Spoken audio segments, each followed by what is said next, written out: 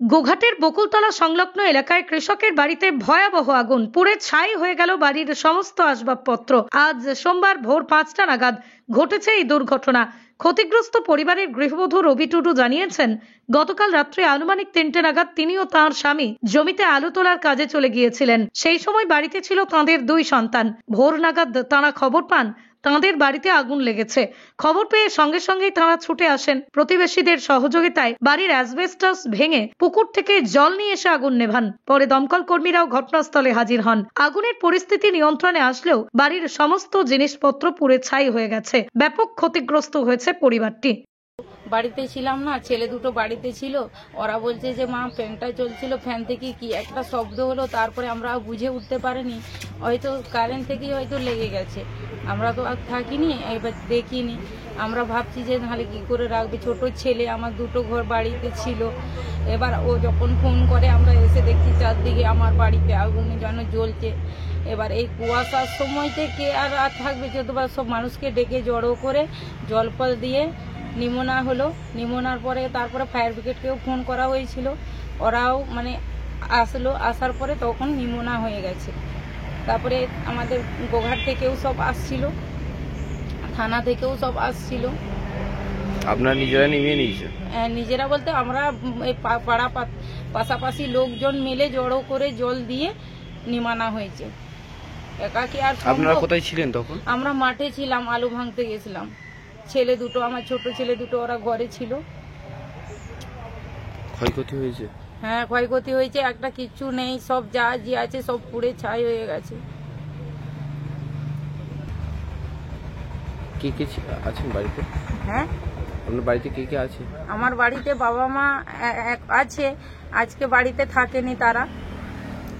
আর আমার স্বামী, আমরা দুজনে মাঠে চলে গেছিলাম, শুধু ছেলে দুটো ছিল। ওর কাকারা পাশের ঘরটাই ছিল, তারা উঠে তখন দেখে যে চারদিকে আগুন লেগে গেছে। কটা নাগাদ লেগেছে? ওই 4:30 নাগাদ ওই রকম লেগে গেছে।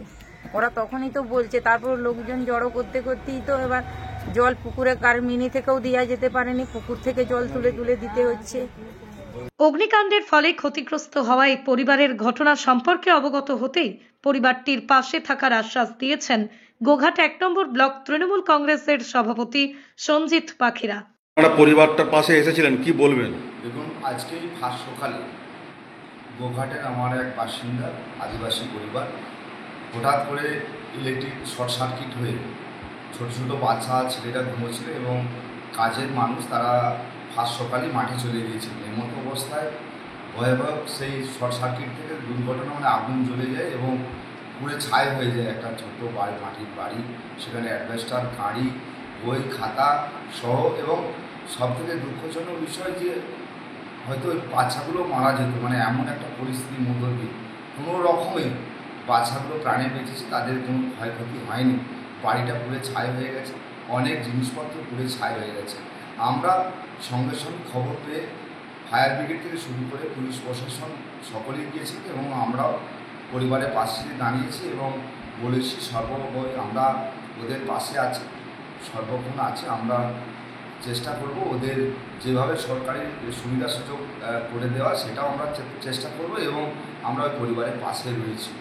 একটা দুর্ঘটনা মানে সেটা মর্মান্তিক, আমরা সর্বদাই তাদের পাশে আছি। ব্লক সভাপতি হিসাবে দলীয়ভাবে তাদের পাশে থাকবেন তো? নিশ্চিতভাবে তৃণমূল কংগ্রেস অবশ্যই তাদের পাশে থাকবে, আছে এবং থাকবে। স্বাস্থ্যসাথী মান্যতাপ্রাপ্ত মাল্টি স্পেশালিস্ট ও রোগী পরিষেবার বিশ্বস্ত প্রতিষ্ঠান দেবনাথ হসপিটাল।